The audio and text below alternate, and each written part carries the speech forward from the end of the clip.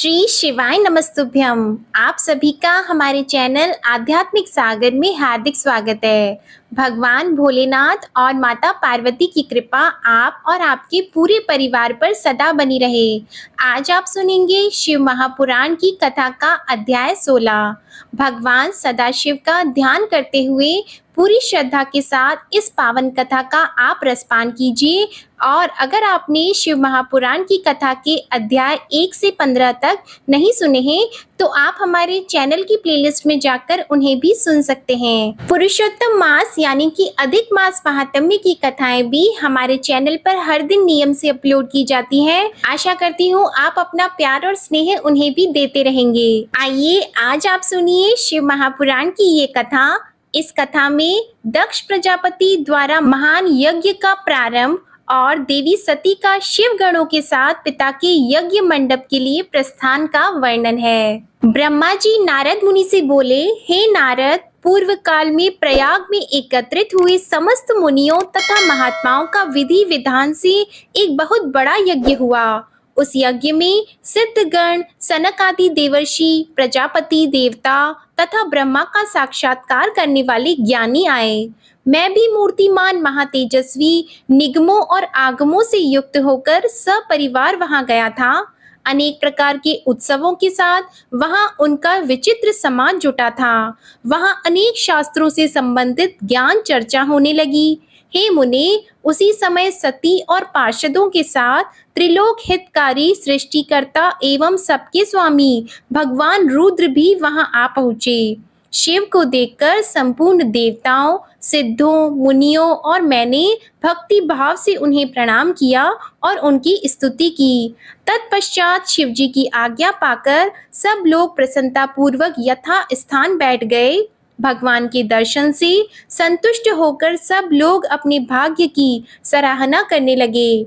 उसी समय प्रजापतियों के स्वामी महातेजस्वी प्रभु दक्ष प्रजापति घूमते हुए प्रसन्नता पूर्वक वहां अकस्मात आ गए। वे मुझे प्रणाम कर मेरी आज्ञा से वहां बैठ गए। वे दक्ष ब्रह्मांड के अधिपति और सबके मान्य थे, परंतु अहंकारी तथा तत्व ज्ञान से शून्य थे।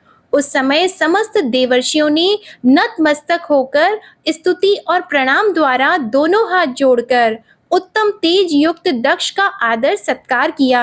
किंतु नाना प्रकार के लीला विहार करने वाले सबके स्वामी और परम रक्षक महेश्वर ने उस समय दक्ष को प्रणाम नहीं किया। वे अपने आसन पर ही बैठे रह गए।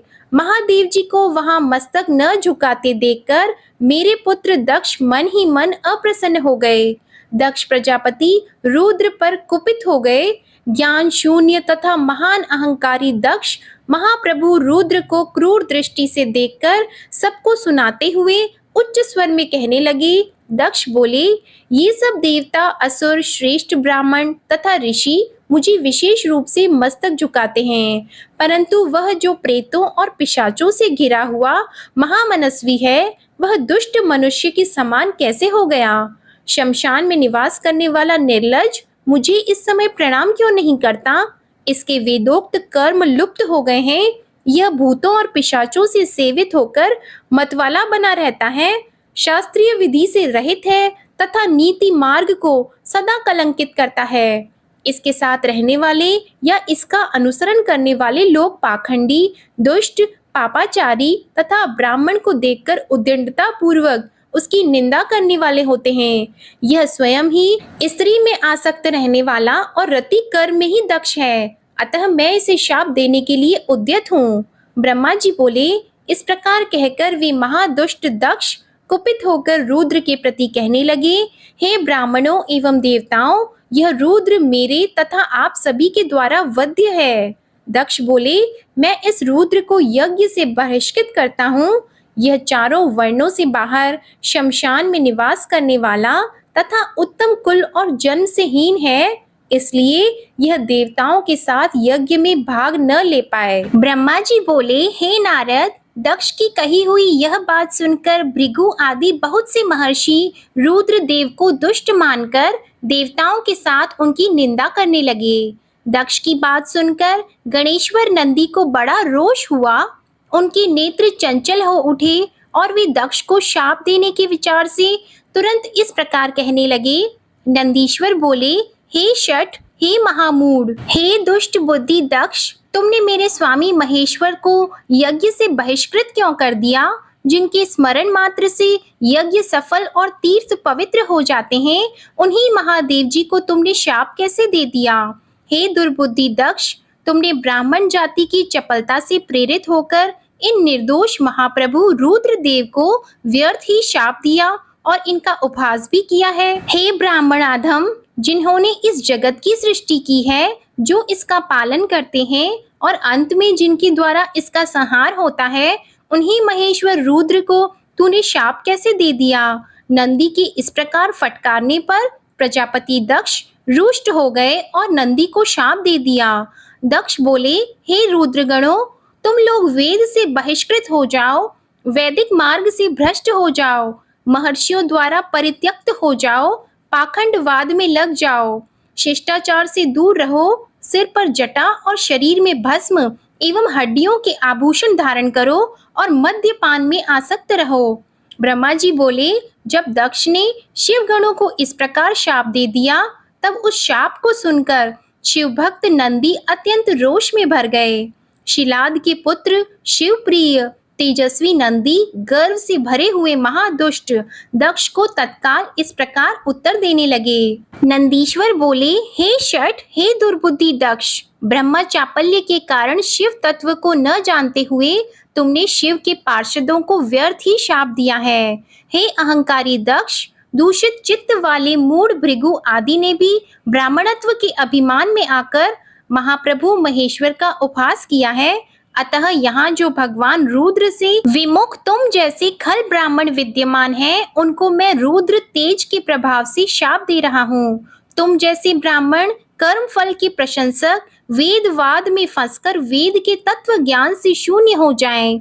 वे ब्राह्मण सदा भोगों में तन्मय रहकर स्वर्ग को ही सबसे बड़ा पुरुषार्थ मानते हुए स्वर्ग से बढ़कर दूसरी कोई वस्तु नहीं है ऐसा कहते रहें और क्रोध, लोभ एवं मद से युक्त निर्लज और भिक्षुक बने रहें।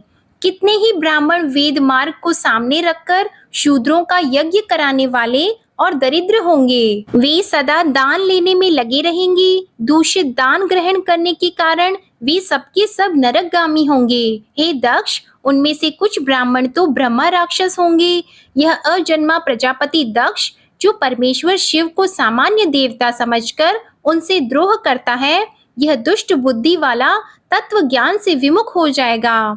यह विषय सुख की इच्छा से कामना रूपी कपट से युक्त धर्म वाले गृहस्थ आश्रम में आसक्त रहकर कर्म कांड का तथा कर्म फल की प्रशंसा करने वाले सनातन वेदवाद का ही विस्तार करता रहेगा। दक्ष का आनंदमय मुख नष्ट हो जाए, यह आत्मज्ञान को भूलकर पशु के समान हो जाए और कर्म भ्रष्ट तथा अनीति परायण होकर शीघ्र ही बकरे के मुख से युक्त हो जाए।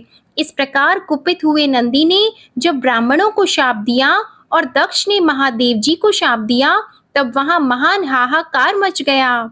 हे नारद, दक्ष का वह शाप सुनकर वेदों के प्रतिपादक तथा शिव तत्व को जानने वाले मैंने उस दक्ष की तथा भृगु आदि ब्राह्मणों की बार बार निंदा की। सदाशिव महादेव जी भी नंदी की वह बात सुनकर हंसते हुए और समझाते हुए मधुर वचन कहने लगे। सदाशिव बोले, हे नंदन, मेरी बात सुनो। हे महाप्राज्ञ, तुम्हें क्रोध नहीं करना चाहिए। तुमने भ्रम से यह समझकर कि मुझे शाप दिया गया है, व्यर्थ में ही ब्राह्मण कुल को शाप दे डाला। वेद मंत्राक्षरमय और सूक्तमय हैं। उसके प्रत्येक सूक्त में समस्त देहधारियों की आत्मा प्रतिष्ठित है। उन मंत्रों के ज्ञाता नित्य आत्मवेता हैं, इसलिए तुम रोषवश उन्हें शाप न दो। किसी कुत्सित बुद्धि वाले को भी कभी वेदों को शाप नहीं देना चाहिए। इस समय मुझे शाप नहीं मिला है, इस बात को तुम्हें ठीक ठीक समझना चाहिए। हे महामते, तुम तो सनकादि को तत्व ज्ञान का उपदेश देने वाले हो, अतः शांत हो जाओ। मैं ही यज्ञ हूँ, मैं ही यज्ञ कर्म हूँ, यज्ञों के अंग भी मैं ही हूँ, यज्ञ की आत्मा मैं ही हूँ, यज्ञ परायण यजमान मैं ही हूँ और यज्ञ से बहिष्कृत भी मैं ही हूँ। यह कौन है, तुम कौन हो और ये कौन है, वास्तव में सब मैं ही हूँ। तुम अपनी बुद्धि से इस बात का विचार करो, तुमने ब्राह्मणों को व्यर्थ ही शाप दिया है। हे महामते, हे नंदिन, तुम तत्व ज्ञान के द्वारा प्रपंच रचना को दूर करके विवेक परायण, स्वस्थ तथा क्रोध आदि से रहित हो जाओ। ब्रह्मा जी बोले, इस प्रकार भगवान शिव द्वारा समझाए जाने पर वे नंदी परम ज्ञान से युक्त और क्रोध रहित होकर शांत हो गए। वे भगवान शिव भी अपने प्राण प्रिय गण नंदी को बोध प्रदान करके गणों सहित वहां से प्रसन्नता पूर्वक अपने स्थान को चले गए। इधर रोष से युक्त दक्ष भी चित्त में शिव के प्रति द्रोह युक्त होकर ब्राह्मणों के साथ अपने स्थान को लौट गए। उस समय रुद्र को शाप दिए जाने की घटना का स्मरण करके दक्ष सदा महान रोष से भरे रहते थे। मूर्ख बुद्धि वाले वे शिव के प्रति श्रद्धा को त्याग कर शिव पूजकों की निंदा करने लगे। हे तात, इस प्रकार परमात्मा शंभु के साथ दुर्व्यवहार करके दक्ष ने अपनी जिस दुष्ट बुद्धि का परिचय दिया था वह मैंने आपको बताया है। अब उनकी और बड़ी दुर्बुद्धि विषय में सुनिए, मैं बता रहा हूँ। ब्रह्मा जी बोले, हे मुने, एक समय दक्ष ने एक बड़े महान यज्ञ का प्रारंभ किया और दीक्षा प्राप्ति उसने उस यज्ञ में सभी देवताओं तथा ऋषियों को बुलाया। शिव की माया से विमोहित होकर सभी महर्षि तथा देवता यज्ञ को संपन्न कराने के लिए आ गए। अगस्त्य, कश्यप, अत्रि, वामदेव, भृगु, दधीचि, भगवान व्यास, भारद्वाज, गौतम, पैल, पराशर, गर्ग, भार्गव, ककुब, सित, सुमंतु, त्रिक, कंक और वैशंपायन, ये सब तथा अन्य बहुत से मुनि अपनी स्त्री और पुत्रों को साथ लेकर मेरे पुत्र दक्ष के यज्ञ में हर्ष पूर्वक गए। इनके अतिरिक्त समस्त देवगण, महान अभ्युदयशाली लोकपालगण और सभी उपदेवता अपनी उपकारक सैन्य शक्ति के साथ वहां आए थे। दक्ष ने प्रार्थना करके पुत्र, परिवार और मूर्तिवान वेदों सहित मुझ विश्व तृष्टा ब्रह्मा को भी सत्य लोक से बुलवाया था।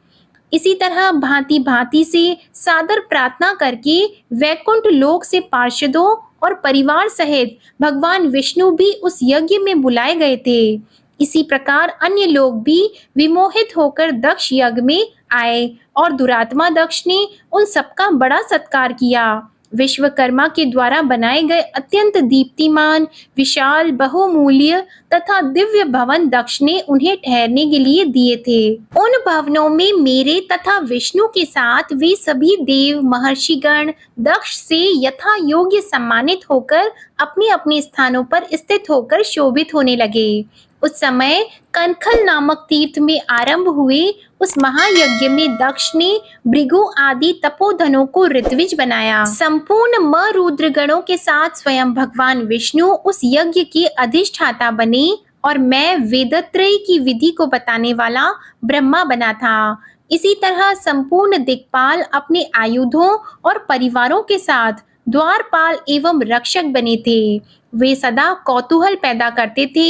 स्वयं यज्ञ देव सुंदर रूप धारण करके उनके यज्ञ में उस समय उपस्थित थे और बड़े बड़े श्रेष्ठ मुनि लोग स्वयं वेदों को धारण किए हुए थे। अग्नि ने भी उस यज्ञ महोत्सव में शीघ्र ही हविष्य ग्रहण करने के लिए अपने हजारों रूप प्रकट किए थे। वहां 88,000 ऋत्विज एक साथ हवन करते थे। 64,000 देवर्षि उस यज्ञ में उद्गाता थे। अधर्व्यू एवं होता भी उतने ही थे। नारद आदि देवर्षि और सप्तर्षि अलग अलग गाथा गान कर रहे थे। दक्ष ने अपने उस महायज्ञ में गंधर्वों, विद्याधरों, सिद्धों, सभी आदित्यों और उनके गणों, यज्ञों एवं नागलोक में विचरण करने वाले समस्त नागों का भी बहुत बड़ी संख्या में वर्ण किया था। ब्रह्मर्षि, देवर्षि, राजर्षियों के समुदाय और अपने मित्रों, मंत्रियों तथा सेनाओं के साथ अनेक राजा भी वहां आए हुए थे। यजमान दक्ष ने उस यज्ञ में वसु आदि समस्त गण देवताओं का भी वर्ण किया था। कौतुक एवं मंगलाचार करके जब दक्ष ने यज्ञ की दीक्षा ली तथा जब उनके लिए बारंबार स्वस्ति वाचन किया जाने लगा, तब वे अपनी पत्नी के साथ बड़ी शोभा पाने लगे। इतना सब करने पर भी दुरात्मा यज्ञ में भगवान शंभु को नहीं बुलाया। उनकी दृष्टि में कपालधारी होने के कारण वे निश्चय ही यज्ञ में भाग लेने योग्य नहीं थे। दोषदर्शी दक्ष ने कपाली की पत्नी होने के कारण अपनी प्रिय पुत्री सती को भी यज्ञ में नहीं बुलाया। इस प्रकार दक्ष के यज्ञ महोत्सव के आरंभ हो जाने पर यज्ञ मंडप में आए हुए सब ऋत्विज अपने अपने कार्य में संलग्न हो गए। इसी बीच वहां भगवान शंकर को उपस्थित न देखकर शिव भक्त दधीची का चित्त अत्यंत उद्विग्न हो उठा और वे कहने लगे। दधीची बोले, हे प्रमुख देवताओं तथा महर्षियों, आप सब लोग प्रसन्नता पूर्वक मेरी बात सुने। इस यज्ञ महोत्सव में भगवान शंकर क्यों नहीं आए हैं? यद्यपि ये देवेश्वर बड़े बड़े मुनि और लोकपाल यहाँ आए हुए हैं, तथापि उन पिनाकधारी महात्मा शंकर के बिना यह यज्ञ अधिक शोभा नहीं पा रहा है। बड़े बड़े विद्वान कहते हैं कि मंगलमय भगवान शिव जी की कृपा दृष्टि से ही समस्त मंगल कार्य संपन्न हो जाते हैं। जिनका ऐसा प्रभाव है वे पुराण पुरुष वृषभध्वज परमेश्वर श्री नीलकंठ यहाँ क्यों नहीं दिखाई दे रहे हैं? हे दक्ष, जिनके संपर्क में आने पर अथवा जिनके स्वीकार कर लेने पर अमंगल भी मंगल हो जाते हैं तथा जिनके 15 नेत्रों से देखे जाने पर बड़े से बड़े मंगल तत्काल हो जाते हैं, उनका इस यज्ञ में पदार्पण होना अत्यंत आवश्यक है। इसलिए तुम्हें स्वयं ही परमेश्वर शिव जी को यहाँ बुलाना चाहिए अथवा ब्रह्मा, प्रभावशाली भगवान विष्णु, इंद्र, लोकपालों, ब्राह्मणों और सिद्धों की सहायता से सर्वथा प्रयत्न करके इस समय यज्ञ की पूर्ति के लिए उन भगवान शंकर को यहाँ ले आना चाहिए। आप सब लोग उस स्थान पर जाएं जहाँ महेश्वर देव विराजमान है। वहां से दक्ष नंदिनी सती के साथ भगवान शंभु को यहाँ तुरंत ले आएं। हे देवेश्वरों, जगदम्बा सहित उन परमात्मा शिव के यहाँ आ जाने से सब कुछ पवित्र हो जाएगा। जिनके स्मरण से तथा नाम लेने से सारा कार्य पुण्यमय बन जाता है। अतः पूर्ण प्रयत्न करके उन भगवान वृषभध्वज को यहाँ ले आना चाहिए। भगवान शंकर के यहाँ आने पर यह यज्ञ पवित्र हो जाएगा, अन्यथा यह अपूर्ण ही रह जाएगा। यह मैं सत्य कह रहा हूँ। ब्रह्मा जी बोले, हे नारद, दधीची का यह वचन सुनकर दुष्ट बुद्धि वाले मूढ़ दक्ष हंसते हुए शीघ्र ही रोष पूर्वक कहने लगे, भगवान विष्णु संपूर्ण देवताओं के मूल हैं, जिनमें सनातन धर्म प्रतिष्ठित है। जब इन्हें मैंने सादर बुला लिया है, तब इस यज्ञ कर्म में क्या कमी हो सकती है? जिनमें वेद, यज्ञ और नाना प्रकार के कर्म प्रतिष्ठित हैं, वे भगवान विष्णु तो यहाँ आ ही गए हैं। लोक पितामह ब्रह्मा सत्य लोक से वेदों, उपनिषदों और विविध आगमों के साथ यहाँ आए हुए हैं। देवगणों के साथ स्वयं देवराज इंद्र भी आए हैं तथा निष्पाप आप ऋषिगण भी यहाँ आ गए हैं। जो जो यज्ञ में सम्मिलित होने योग्य शांत सुपात्र हैं, वेद और वेदार्थ के तत्व को जानने वाले और दृढ़ता पूर्वक व्रत का पालन करने वाले हैं, वे आप सब यहाँ पदार्पण कर चुके हैं। तब हमें यहाँ से क्या प्रयोजन है? विप्र, मैंने ब्रह्मा जी के कहने से ही अपनी कन्या रुद्र को दी थी। हे विप्र, हर कुलीन नहीं है, उसके माता पिता नहीं है। वह भूतों, प्रेतों, पिशाचों का स्वामी अकेला रहता है और उसका अतिक्रमण करना दूसरों के लिए अत्यंत कठिन है। वह आत्म प्रशंसक, मूढ़, जड़, मौनी और ईर्ष्यालु है। वह इस यज्ञ कर्म के योग्य नहीं है, इसलिए मैंने उसको यहाँ नहीं बुलाया है। अतः दधीची जी, आप ऐसा पुनः कभी न कहें। आप सभी लोग मिलकर मेरे महान यज्ञ को सफल बनाएं। ब्रह्मा जी बोले। दक्ष की यह बात सुनकर दधीची सभी देवताओं तथा मुनियों को सुनाते हुए सार युक्त वचन कहने लगे। दधीची बोले, हे दक्ष, उन भगवान शिव के बिना यह महान यज्ञ भी अयज्ञ है। निश्चय ही इस यज्ञ से तुम्हारा विनाश होगा। इस प्रकार कहकर दधीची दक्ष की यज्ञशाला से अकेले ही निकलकर अपने आश्रम को चल दिए। तदंतर जो मुख्य शिव भक्त थे तथा उनके मत का अनुसरण करने वाले थे, वे भी दक्ष को शाप देकर तुरंत वहां से अपने आश्रमों को चल दिए। मुनि दधीची तथा दूसरे ऋषियों के उस यज्ञ मंडप से निकल जाने पर दुष्ट बुद्धि तथा विद्रोही दक्ष मुस्कुराते हुए अन्य मुनियों से कहने लगे। दक्ष बोले, दधीची नामक वे शिव प्रिय ब्राह्मण चले गए और उन्हीं के समान जो दूसरे थे वे भी मेरे यज्ञ से चले गए। यह तो बड़ा अच्छा हुआ। मुझे सदा यही अभीष्ट है। हे देवेश, हे देवताओं और हे मुनियों, मैं सत्य कह रहा हूँ। जो नष्ट बुद्धि वाले, मूर्ख, मिथ्या भाषण में रत, खल, वेद बहिष्कृत और दुराचारी हैं, उन लोगों को यज्ञ कर्म में त्याग देना चाहिए। आप सभी लोग वेदवाद में परायण रहने वाले हैं, अतः विष्णु आदि सब देवता और ब्राह्मण मेरे इस यज्ञ को शीघ्र सफल बनाएं। ब्रह्मा जी बोले। उसकी यह बात सुनकर शिव की माया से मोहित हुए समस्त देवता तथा ऋषि उस यज्ञ में देवताओं का पूजन करने लगे। हे मुनीश्वर, इस प्रकार मैंने उस यज्ञ को दधीचि द्वारा प्रदत्त शाप का वर्णन कर दिया।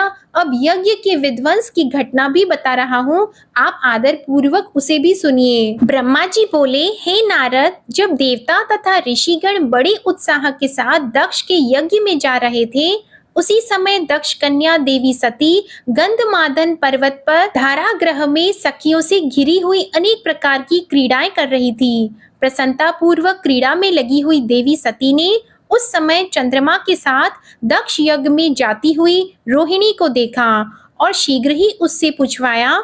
उन्हें देखकर सती जी अपनी हितकारिणी, प्राण प्यारी, सौभाग्यशालिनी, प्रिय तथा श्रेष्ठ सखी विजया से बोली। सती बोली, हे सखियों में श्रेष्ठ, हे मेरी प्राण प्रिय, हे विजये, जल्दी जाकर पूछो कि ये चंद्रदेव रोहिणी के साथ कहाँ जा रहे हैं।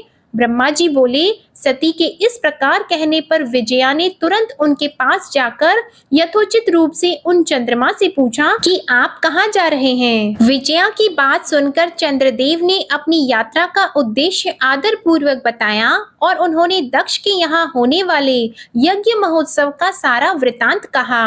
वह सब सुनकर विजया बड़ी उतावली के साथ देवी जी के पास आई और चंद्रमा ने जो कहा था वह सब सती से कह दिया। उसे सुनकर सती कालिका देवी को बड़ा आश्चर्य हुआ।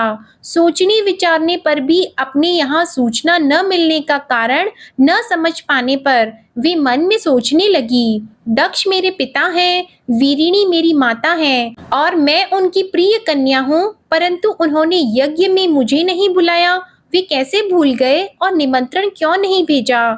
मैं इसका कारण आदर पूर्वक शंकर जी से पूछूं। ऐसा विचार करके सती ने शंकर जी के पास जाने का निश्चय किया। इसके अनंतर दक्ष पुत्री देवी सती अपनी प्रिय सखी विजया को वहीं बैठाकर शिवजी के पास शीघ्र गईं। उन्होंने शिवजी को सभा के मध्य में अनेक गण, नंदी आदि महावीरों तथा प्रमुख युद्धपतियों के साथ बैठे हुए देखा। वे अपने पति सदाशिव ईशान को देखकर उस कारण को पूछने के लिए शीघ्र उनके पास पहुंच गई। शिवजी ने बड़े प्रेम से प्रिया सती को अपनी गोद में बैठाया और बड़े आदर के साथ उन्हें अपने वचनों से प्रसन्न किया। इसके बाद महालीला करने वाले तथा सज्जनों को सुख देने वाले सर्वेश्वर शंकर, जो गणों के मध्य में विराजमान थे, सती से शीघ्र कहने लगे। शिवजी बोले, तुम इस सभा के मध्य में आश्चर्यचकित होकर क्यों आई हो? हे सुंदर कटी प्रदेश वाली, तुम इसका कारण प्रेम पूर्वक शीघ्र बताओ। ब्रह्मा जी बोले, हे मुनीश्वर, शिवजी ने जब सती से इस प्रकार कहा तो वे शिवा हाथ जोड़कर प्रणाम करके प्रभु से कहने लगी। सती बोली, हे प्रभु, मैंने सुना है कि मेरे पिताजी के यहाँ कोई बहुत बड़ा यज्ञ हो रहा है, उसमें महान उत्सव होगा और वहाँ देवता तथा ऋषि एकत्रित हुए हैं। हे देव देवेश्वर, पिताजी के उस महान यज्ञ में जाना आपको अच्छा क्यों नहीं लगा? हे प्रभु, जो भी कारण हो वह सब बताइए। महादेव, सुहृदों का यह धर्म है कि सुहृदों के साथ अच्छी संगति करके रहें। मित्र लोग प्रेम को बढ़ाने वाली इस प्रकार की संगति को करते रहते हैं। इसलिए हे प्रभु, हे स्वामिन, आप मेरी प्रार्थना से मेरे साथ पिताजी के यज्ञ मंडप में अवश्य चलिए। ब्रह्मा जी बोले। सती के इस वचन को सुनकर दक्ष के वाग बाणों से बिंधे हुए हृदय वाले देव महेश्वर मधुर वचन से कहने लगे। महेश्वर बोले, हे देवी, तुम्हारे पिता दक्ष मेरे विशेष द्रोही हो गए हैं। जो प्रमुख देवता, ऋषि तथा अन्य लोग अभिमानी, मूढ़ और ज्ञान शून्य हैं, वे ही तुम्हारे पिता के यज्ञ में गए हुए हैं। हे देवी, जो लोग बिना बुलाए दूसरे के घर जाते हैं, वे वहां अनादर ही पाते हैं, जो मृत्यु से भी बढ़कर होता है। चाहे वह इंद्र ही क्यों न हो, बिना बुलाए दूसरे के घर जाने पर लघुता ही प्राप्त होगी और फिर दूसरे की बात ही क्या, ऐसी यात्रा अनर्थ का कारण बन जाती है। इसलिए तुमको और मुझको तो विशेष रूप से दक्ष के यज्ञ में नहीं जाना चाहिए।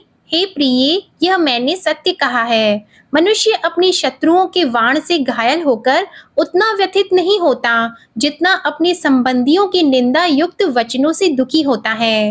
हे प्रिय, सज्जनों में रहने वाले विद्या आदि 6 गुण जब दुष्ट मनुष्यों में आ जाते हैं तो उनकी स्मृति नष्ट हो जाती है और वे मानी होकर तेजस्वियों की ओर नहीं देखते हैं। ब्रह्मा जी बोले, महात्मा महेश्वर के इस प्रकार कहने पर सती वाक्य वेताओं में श्रेष्ठ भगवान शंकर से रोष पूर्वक कहने लगी। सती बोली, हे राम, हे अखिलेश्वर, जिनके जाने से यह यज्ञ सफल होता है उन्हीं आपको मेरे दुष्ट पिता ने आमंत्रित नहीं किया है। हे भव, उस दुरात्मा दक्ष के तथा यहाँ आए हुए संपूर्ण दुरात्मा देवताओं तथा ऋषियों के मनोभाव को मैं जानना चाहती हूँ। अतः हे प्रभु, मैं आज ही अपने पिता के यज्ञ में जा रही हूँ। हे नाथ, हे महेश्वर, आप मुझे वहां जाने की आज्ञा प्रदान कीजिए। ब्रह्मा जी बोले, उन देवी के इस प्रकार कहने पर सर्वज्ञ सर्वद्रष्टा सृष्टिकर्ता एवं कल्याण स्वरूप साक्षात भगवान रुद्र सती से कहने लगे। शिवजी बोले, हे देवी, यदि इस प्रकार तुम्हारी रुचि वहां अवश्य जाने की है तो हे सुव्रते, मेरी आज्ञा से तुम महाराजाओं के योग्य उपचार करके बहुत से गुणों से संपन्न होकर इस सजे हुए नंदी वृषभ पर सवार होकर शीघ्र ही अपने पिता के यज्ञ में जाओ। तुम इस विभूषित वृषभ पर आरूढ़ हो जाओ। तब रुद्र के इस प्रकार आदेश देने पर सुंदर आभूषणों से अलंकृत तथा सब साधनों से युक्त होकर देवी सती पिता दक्ष के घर की ओर चली। परमात्मा शिवजी ने उन्हें सुंदर वस्त्र, आभूषण, परम उज्जवल छत्र, चामर आदि महाराजोचित उपचार दिए। भगवान शिवजी की आज्ञा से 60,000 रुद्रगण भी बड़ी प्रसन्नता और महान उत्साह के साथ कौतूहल पूर्वक देवी सती के साथ गए। उस समय वहां यज्ञ में सभी ओर महान उत्सव हो रहा था। वामदेव के गणों ने शिवप्रिया सती का भी उत्सव मनाया। महावीर तथा शिवप्रिय वे गण कौतूहल पूर्ण कार्य करने तथा सती और शिव के यश को गाने लगे और बलपूर्वक उछल कूद करने लगे।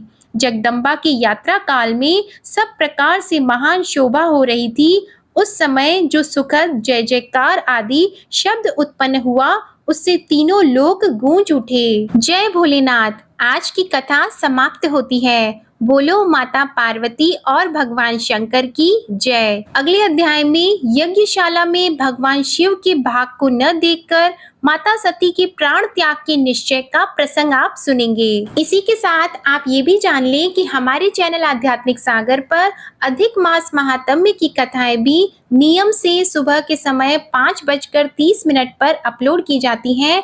आप इन कथाओं को भी जरूर सुनिएगा और आपको आज की वीडियो पसंद आई हो तो इसे लाइक करें, शेयर करें और कमेंट में भगवान भोलेनाथ की जय लिखना मत भूलिएगा। अगर हमारे चैनल को आपने अभी तक सब्सक्राइब नहीं किया है तो चैनल को सब्सक्राइब करके बेल आइकन भी दबाएं। धन्यवाद।